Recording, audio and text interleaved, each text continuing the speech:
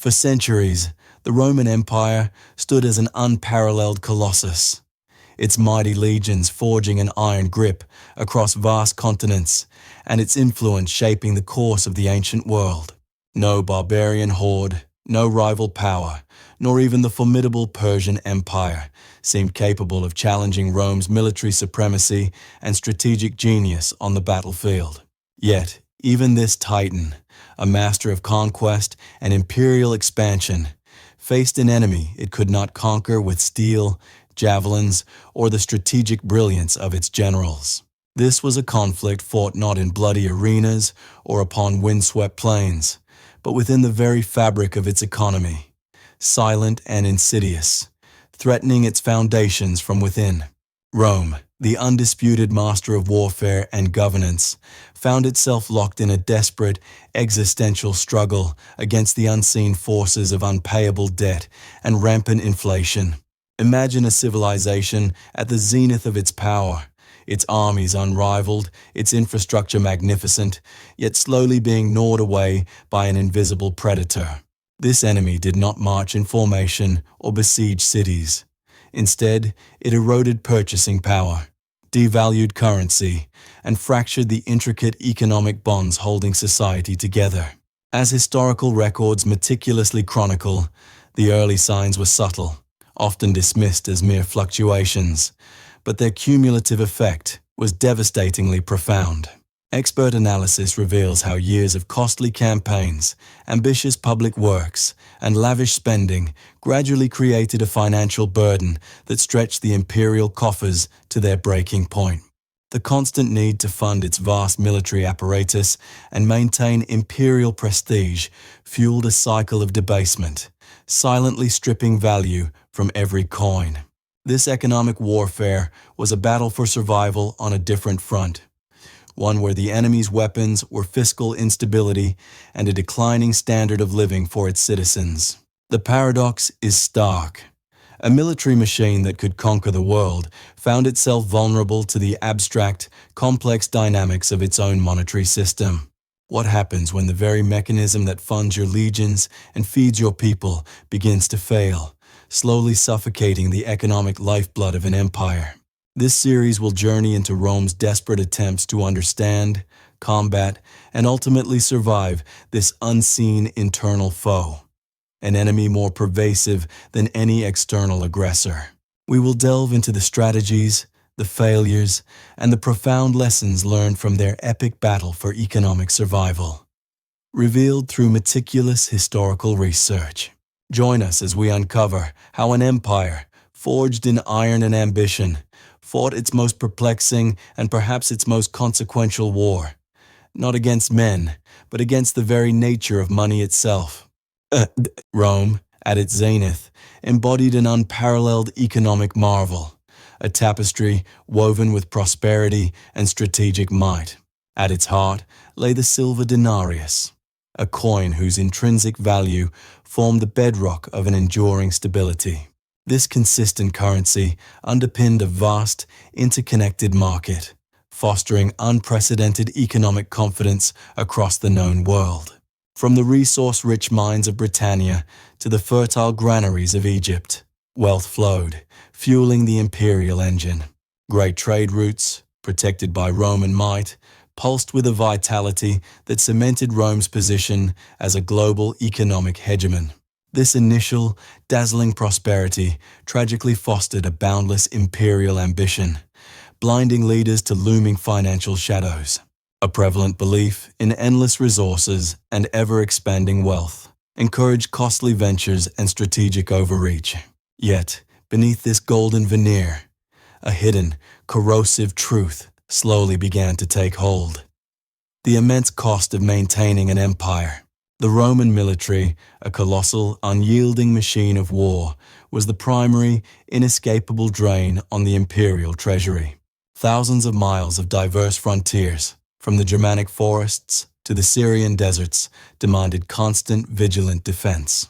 Each legionnaire, a disciplined warrior, represented a significant ongoing expenditure in pay, provisions, and equipment. Fortifications, military roads, and strategic infrastructure across the empire required immense, constant upkeep and new construction. These defensive costs, often underestimated, steadily accumulated over centuries. A slow, imperceptible hemorrhaging of state wealth. Every hard-won campaign, every desperate border skirmish, relentlessly added its toll to the burgeoning national debt. The initial, glorious spoils of conquest often masked the true, unsustainable, operational costs of these vast military endeavors. New territories indeed brought some revenue, yet simultaneously created new, extended frontiers demanding even more legions. This relentless cycle of expansion perpetually demanded more resources, trapping the empire in an escalating financial bind. Beyond the military apparatus, the burgeoning imperial administration also consumed staggering amounts of public funds. Governing an empire encompassing 70 million souls across 3 continents was a complex, perpetually expanding undertaking. A vast bureaucracy, essential for cohesion, sprawled across the known world, demanding salaries and operational expenses. The maintenance of Rome's iconic infrastructure, roads, aqueducts, and public buildings, also required immense, continuous investment. The cities themselves, monuments to engineering prowess, demanded upkeep, often funded directly from the state coffers. Lavish public games, festivals, and bread distributions were not mere entertainment, but crucial tools for maintaining social stability. Ensuring a content populace and averting civil unrest became a significant recurring line item in the imperial budget. Emperors, eager to immortalize their reigns, commissioned grand projects, new basilicas, temples, and triumphal arches. Each new monument, a symbol of power and legacy, consumed vast amounts of wealth, often without clear economic return. These were not optional luxuries, but perceived necessities, intrinsic to the functioning and symbolic grandeur of the Roman Empire. For many generations, the economic system appeared remarkably robust, seemingly capable of absorbing any fiscal demand. However, the relentless pace of conquest began to slow, and the easy gains of plunder and tribute dwindled substantially. The empire, no longer rapidly expanding, transitioned from offensive dominance to an increasingly desperate, costly defense. Tribute from previously conquered lands, once a reliable income stream, gradually began to dry up or became less consistent. The fiscal pressures mounted, silently at first, like cracks forming imperceptibly beneath a grand ancient edifice. Rome needed new, consistent ways to fund its ever-growing military and administrative appetites, yet without popular backlash. Raising direct taxes substantially was always politically perilous, risking civil unrest and popular rebellion among the weary populace. It was in this crucible of escalating demands and dwindling traditional revenue that a more subtle, insidious solution emerged. The earliest, almost imperceptible form of debasement began to taint the once pure silver coinage of the empire. Craftsmen, under imperial decree, slowly started reducing the precious metal content in the revered denarius. This act represented a quiet, yet dangerous erosion of the coin's intrinsic value, a betrayal of public trust. It allowed more coins to be minted from less silver, providing a deceptive, temporary surge in circulating currency. The immediate perceived benefit was immense. Immediate funds for legions and projects without overtly burdening taxpayers. However, this seemingly clever maneuver was a temporary fix, seeding future, monumental inflationary spirals across the empire. It was an insidious, almost invisible tax on the populace, a quiet poison slowly seeping into the economic bloodstream. Each subtle reduction chipped away at Rome's economic foundation, paving the way for eventual catastrophic financial collapse. The empire, in its desperate quest for liquidity, began to subtly undermine the very confidence that had built its wealth. These were the true seeds of ruin, sown in prosperity, nurtured by ambition, and destined to blossom into an unprecedented crisis. The outwardly golden age of imperial Rome, a colossal empire spanning continents, masked an insidious internal struggle. Beneath the triumphal arches and grand monuments, a silent predator was stirring. The relentless pressure of financing an ever-expanding dominion. Rome's legions, stretched across vast borders from Britannia to Mesopotamia, demanded constant pay, equipment, and logistical support. Maintaining a sprawling infrastructure, roads, aqueducts, and administrative centers required staggering sums, year after year. The mints of the empire were tasked with producing vast quantities of coinage to facilitate trade, pay soldiers, and fund public services.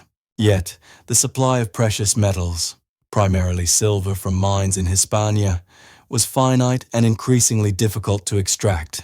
The imperial treasury, a seemingly bottomless well, was experiencing unprecedented strain, its reserves dwindling under immense demand. Emperors, burdened by the weight of empire and the expectations of their people, found themselves trapped in a tightening financial vice. Faced with the stark choice of raising unpopular taxes or curbing essential expenditures, a more tempting yet ultimately ruinous path emerged. It was a subtle, almost imperceptible manipulation.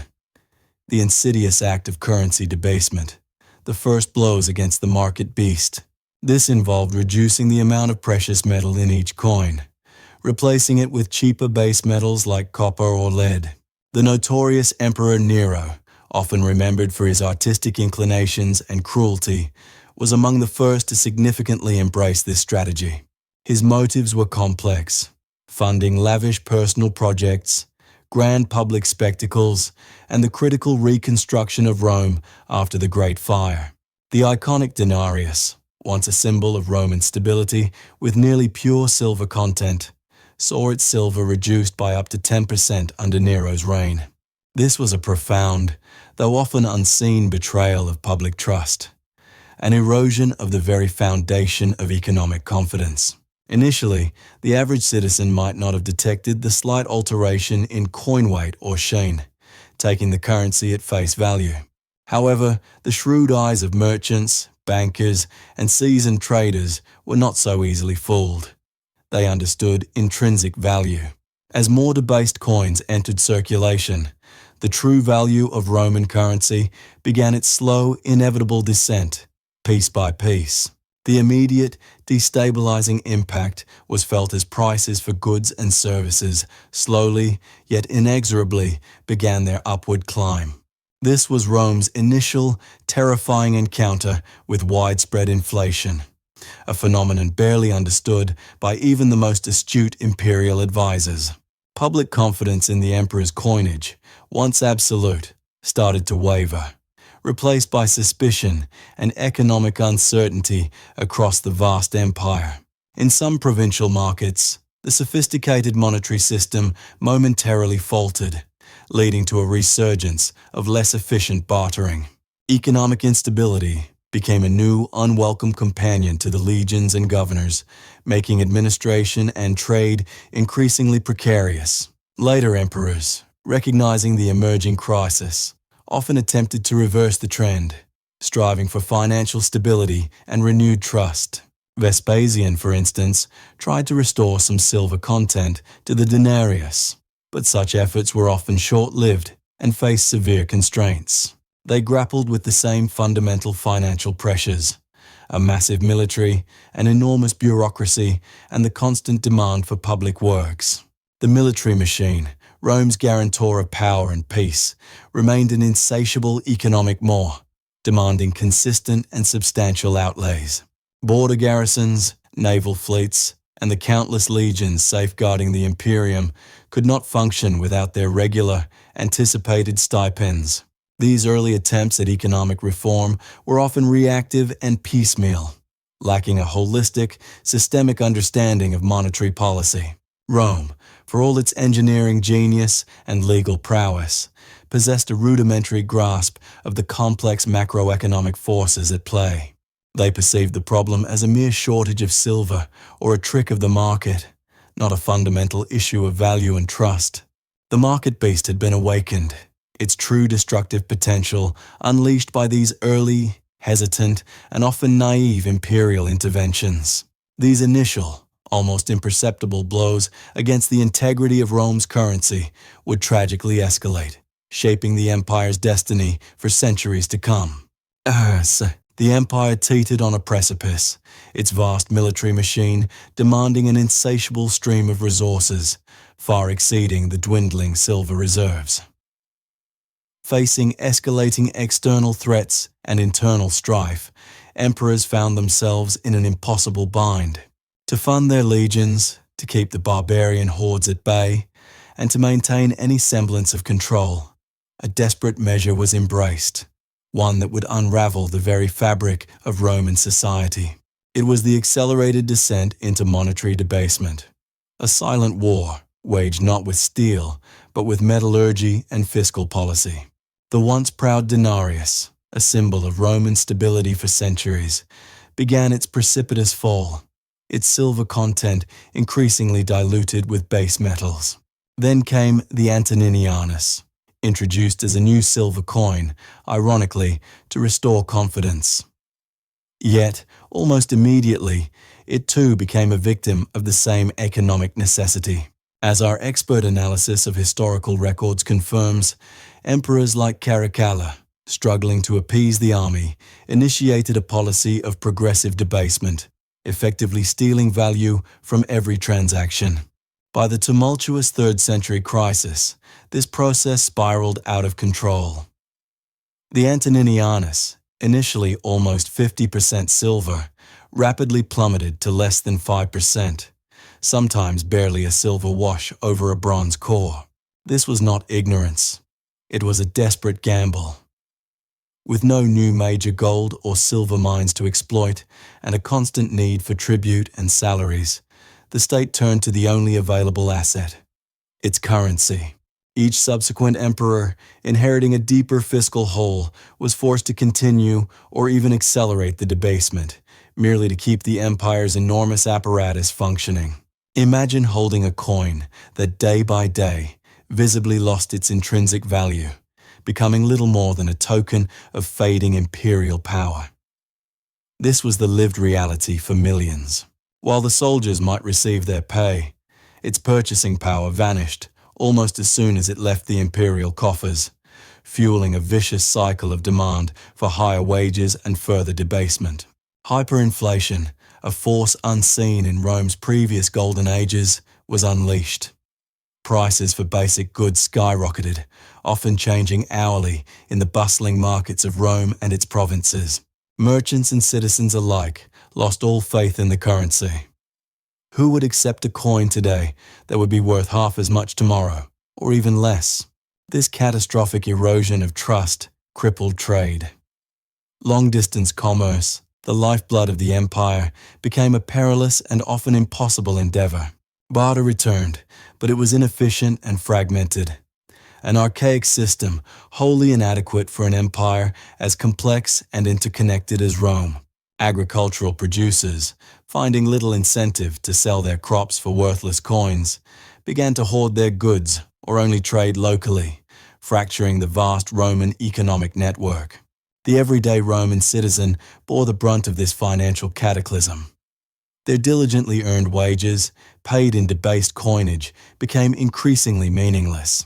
A laborer's monthly pay might barely cover a few days' food, forcing families into destitution, selling off what little they had, or abandoning their homes in search of sustenance.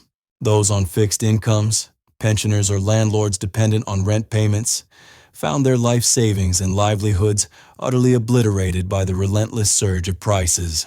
Food shortages became rampant in urban centers as the system of supply and demand broke down under the weight of worthless money and logistical nightmares.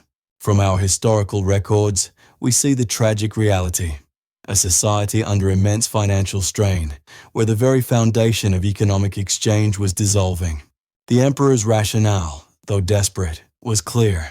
Fund the legions, protect the borders, prevent mutiny, and maintain some semblance of imperial authority at any cost. Yet, this short-term fiscal relief led to long-term economic devastation. slowly but surely eroding the prosperity that defined Roman peace. The empire, already beset by endless wars and political instability, now battled an invisible enemy within its own treasury. Unchecked inflationary forces, military strategy, economic necessity, and the dire consequences for the populace became inextricably linked in a tragic, self-destructive loop. The grand imperial system, built on the steady foundation of its currency, was now dismantling itself from the inside out, piece by agonizing piece. This internal collapse, born of financial desperation, created widespread social and economic chaos, fueling rebellions and further destabilizing imperial rule. Expert analysis reveals this period as a stark lesson in the profound interconnectedness of military spending, fiscal policy, and public welfare. The Silver Meltdown was more than just an economic downturn. It was an existential crisis, a fundamental breach of the social contract between ruler and ruled.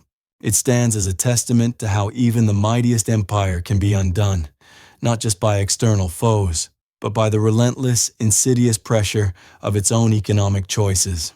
The battle against unpayable debt and inflation was accelerating, pushing Rome towards an uncertain future, where the very concept of money was becoming a cruel joke.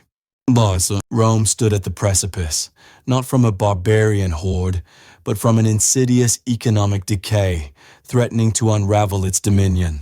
The once mighty denarius, now debased and distrusted, was a ghost, its value eroded by unchecked inflation and mounting imperial debt. Into this maelstrom stepped Emperor Diocletian, a man of iron will, who understood the empire needed not just military strength, but economic salvation.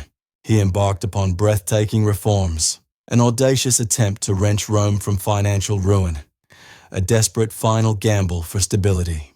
Diocletian's vision was sweeping, to re-establish central control over an economy spiraling into chaos, to halt the relentless rise of prices. His most ambitious and infamous intervention was the Edict on Maximum Prices, promulgated in 301 CE, a decree of unprecedented scope. This monumental edict sought to cap the cost of virtually every commodity and service, from a bushel of wheat to a day laborer's wage. It was a direct assault on inflation, declaring that the state, not market forces, would determine value, aiming to restore purchasing power and alleviate suffering. Yet, the strategic intent, however noble, collided head-on with the intractable realities of a sprawling, diverse empire already under immense pressure. The logistical challenges were staggering. How could a single decree effectively govern prices in Gaul and Egypt, Hispania and Syria, with their vastly different local economies? Communication was slow, enforcement slower. Imperial agents, often corrupt, struggled to implement the edict across countless markets and distant provinces. The immediate outcome was predictable and devastatingly counterproductive. Instead of stability, the edict plunged many regions into deeper turmoil. Merchants, faced with selling goods below cost, simply withdrew them from sale. Supplies vanished from official markets, creating artificial scarcity. This drove commerce underground, fostering a black market where goods sold at exorbitant prices, far exceeding even the inflated rates the edict aimed to curb. Hoarding became rampant. Farmers withheld harvests, artisans their crafts, preferring to wait for better conditions or engage in clandestine trade. The state's attempt to mandate economic behavior paradoxically undermined the trust required for functional currency and a healthy market economy. Coins, already viewed with suspicion due to debasement, became even less desirable. Why accept currency that couldn't buy essential goods at legal prices? This accelerated a fundamental shift. The return to a primitive barter economy, especially in rural areas, exchanging goods and services directly. Farmers traded grain for tools, skilled laborers exchanged work for food, bypassing the state-controlled economy entirely. The grand design of a centrally managed price system crumbled, fracturing the empire into countless localized, self-sufficient economic units. Trade between distant provinces, once Rome's lifeblood, dwindled to a trickle. The cohesive economic network binding the empire began to fray. The chasm between the wealthy elite and the struggling populace widened dramatically under the edict's unintended consequences. The rich, with their networks and resources, circumvented the laws, securing goods through private deals or black markets. The poor, however, bore the full brunt, often unable to afford what little was available or forced to pay exorbitant prices illegally. This created immense social injustice, fueling resentment and eroding faith in imperial authority, even that of the formidable Diocletian. His reforms, born of a desperate need to stabilize, instead illuminated the limits of imperial power against overwhelming economic forces. The Edict on Maximum Prices stands as a stark testament. Economic realities often prove more formidable than even the most powerful imperial decrees. It was Rome's valiant, yet futile, last stand against an invisible economic enemy, one that defied command and control. The grand gambit failed, not from lack of political will, but from a fundamental miscalculation of how economies truly function and adapt. The lesson was clear. Empires might conquer lands and peoples, but they could not easily command the intricate, often irrational tides of supply and demand. Diocletian's noble, desperate attempt highlights the profound challenges in governing a vast, complex economy through fiat. The fragmentation, suffering, and ultimate failure of this monumental effort left an indelible mark on the empire's final centuries. It served as a grim prophecy of the economic collapse that would plague the Western Roman world. A stark warning echoing through history. Isuate. The grand narrative of Rome's fall often conjures images of barbarian hordes or decadent emperors. Yet, our analysis reveals a more insidious enemy, one that attacked not with swords, but with numbers. This invisible foe, unpayable debt and rampant inflation, inflicted wounds far deeper than any battlefield defeat. Rome's military, for centuries, its unshakable bedrock, was among the first and most severely impacted. The legionaries, once the envy of the world, found their pay increasingly worthless. Devalued coinage, a direct result of imperial fiscal desperation, eroded their purchasing power. Morale, the lifeblood of any effective fighting force, plummeted into dangerous territory. Soldiers felt betrayed by an empire that demanded loyalty but offered only depreciated silver. Discipline, once ironclad, began to fray as basic needs became harder to secure. Recruitment suffered dramatically. Fewer men desired to serve a state unable to compensate them. This forced Rome to increasingly rely on foreign mercenaries, whose loyalty was often fleeting. The quality of military equipment and essential training deteriorated across the vast empire. Garrisons thinned, fortifications crumbled, and the borders grew tragically porous, inviting disaster. Beyond the military, the very foundations of Rome's political institutions began to fracture. Economic desperation became a fertile ground for an unprecedented surge of corruption. Officials at every level, from municipal to imperial, sought illicit gain to survive or thrive. Public service transformed into a vehicle for personal enrichment, destroying civic trust. The state, starved of legitimate tax revenues, became increasingly inefficient and unresponsive. Bureaucracy, once a strength, devolved into a labyrinth of bribes, patronage, and incompetence. This profound erosion of trust in leadership sparked widespread political instability. Ambitious provincial governors and military commanders exploited the chaos for their own power. The infamous 3rd century crisis, a period of relentless civil war, was largely fueled by economic grievances. Rome's institutions, once designed for eternal governance, became brittle, selfish, and deeply fragile. And then, the ultimate cost. The very fabric of Roman society began its agonizing unraveling. The chasm between the privileged elite and the struggling common citizen widened dramatically. Inflation disproportionately crushed the poor, especially urban laborers and small farmers. This economic injustice ignited widespread social unrest, brigandage, and local insurrections. Populations abandoned once thriving cities, seeking protection and sustenance on large rural estates. Civic identity, the very essence of what it meant to be Roman, eroded under constant pressure. Self-preservation replaced community, dissolving the bonds that held the mighty empire together. These were not isolated calamities, but interconnected symptoms of a terminal systemic illness.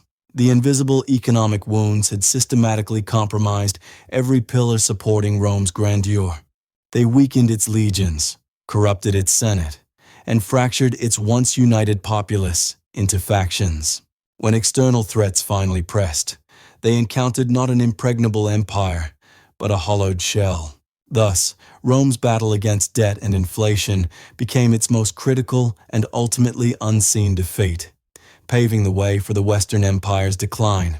And so, we conclude, witnessing how the Roman Empire, conqueror of vast lands, faced an enemy it could not defeat with sword. The true battle raged not on frontiers, but within its heart, an invisible war against unpayable debt and relentless inflation. It is profound irony that an empire of military supremacy found its foundation crumbling under economic pressure, a silent siege. Historical records reveal erosion of wealth and trust, as debased currency fueled instability and undermined imperial authority.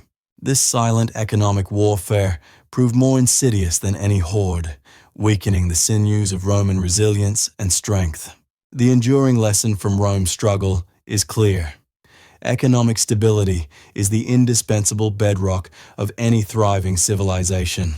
Sound fiscal policy and diligent economic stewardship are strategic imperatives, guarding against unseen threats that dismantle powerful states. Rome's legacy echoes across millennia, a powerful warning that unparalleled military might is vulnerable to economic mismanagement. If this journey through Rome's economic battlefield resonated, subscribe to Echoes of Antiquity for more cinematic historical insights. Like this video, share your thoughts, and join our community as we uncover documented truths from history's grandest chapters.